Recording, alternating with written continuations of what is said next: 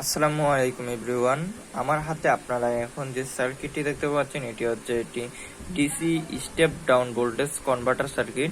এটির কাজ হচ্ছে আপনার ডিসি উচ্চ ভোল্টেজকে নিম্ন ভোল্টেজে রূপান্তরিত করা। আপনারা যখন ডিসি উচ্চ ভোল্টেজটি এটিতে সংযোগ করবেন তখন সেই ভেরিয়েবল রেজিস্টরের সাহায্যে ঘুরিয়ে আপনারা ভোল্টেজটি ডাউন করতে পারবেন। মনে করেন আপনার ডিসি ভোল্টেজ হচ্ছে 12 ভোল্ট, আপনি সেটাকে 5 ভোল্ট করতে পারবেন, 3 ভোল্ট করতে পারবেন, 2 ভোল্ট করতে পারবেন, 1 ভোল্ট করতে পারবেন, মানে আপনার যা ইচ্ছা সেই ধরনের ভোল্টেজ আপনি এটির সাহায্যে করতে পারবেন।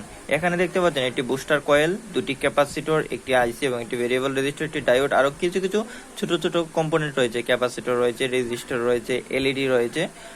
তো এটির মডেল হচ্ছে আপনার LM2596। এটির সাহায্যে আপনারা খুব সহজে ইজিলি উচ্চমানের ডিসি ভোল্টেজকে আপনার নিম্নমানের ডিসি ভোল্টেজে রূপান্তরিত করতে পারবেন। হ্যাঁ, তবে এটির এম্পিয়ার খুব সামান্য থাকবে।